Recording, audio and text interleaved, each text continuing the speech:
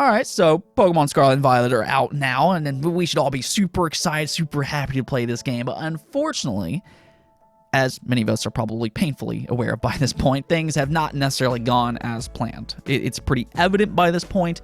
This game, it has some problems. If you're on social media, or really if you've played it yourself, there's a pretty good chance that you've seen some of the crazy bugs that are in this game. And no, I'm not talking about Caterpie, Weedle, or Scyther, but rather the game just doesn't work as intended. There's a crazy amount of pop-in in this game, and then the frame rate is just all over the place. If anything, it's certainly not in a state that you would expect from a franchise this big. And all of this is just so unfortunate because the game itself is genuinely really good. Like, really, really good. The gameplay, its world design, how it's all laid out, and all that are some of the best the series has ever seen. I think in many ways, this is the evolution that a lot of fans have been waiting for, but unfortunately, it's also marred with a ton of technical issues. And that's more than just a little disappointing. If you've been following the channel for a while, you probably know that I'm a huge Pokemon fan. It's debatably my favorite franchise ever, alongside Gears of War and Uncharted. So I've been very, very excited for Scarlet and Violet, and that's why I'm also equally as disappointed with its launch issues. I think for me personally, I can deal with bugs. They're funny, haha, and then I just kind of move on. But what I'm not okay with is the inconsistent frame rate. And very early on, it was noticeable that it was struggling to maintain 30 frames per second. It's not good, I'll just kind of say that much. And it really got to the point for me that I was debating on whether or not to just kind of wait for a patch to fix some of its problems before I play this game. I went back and forth on this for quite a while because on one side, I am extremely excited to play this game, and it's also a ton of fun. But at the same time, I want to play it in a better state than what it currently is.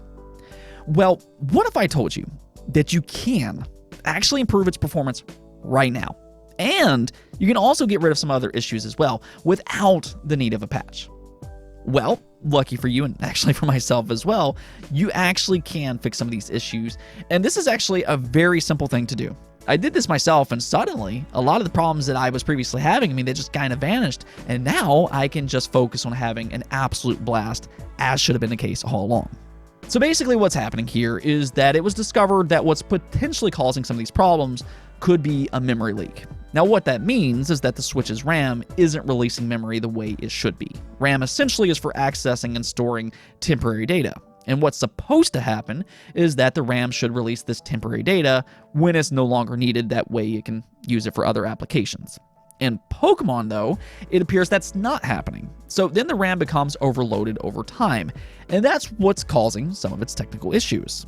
So that there is what we're going to kind of fix today. And there's really only two simple things that you need to do here.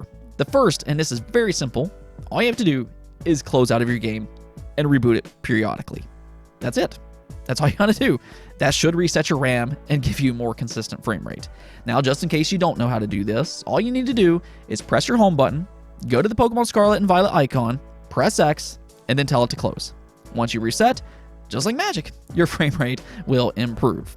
Now, do just kind of understand this is only a temporary fix, so do make sure to do this step periodically. If you start to notice frequent slowdowns again, simply save and restart your game once again.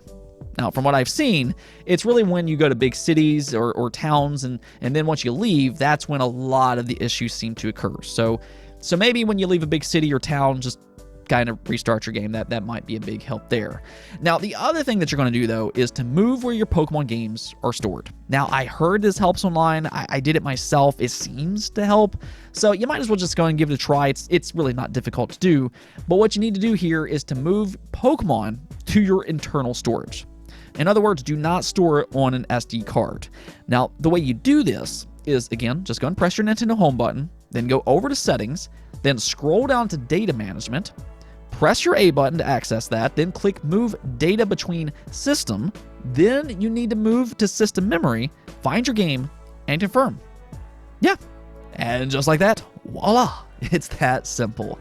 After that, you should be good to go. So hopefully that'll help you. I did it myself, and it seems to work. I mean, again, it's just a temporary fix, and hopefully Game Freak will eventually put a patch out. I mean, we'll kind of see about that. But this game, I mean, it's just so good, and I know some people like myself that, I mean, they just don't want to wait. And if that's the case for you, just go and try these solutions out here, and hopefully it'll help you have a better overall experience. Nonetheless, though, I mean, that's it for this video. I just kind of want to put a quick video together to help some people out, and hopefully it does. But as always, go and make sure to hit that subscribe and, you know, like, all that type of stuff. But let's just go and get right back into Pokemon. Peace out.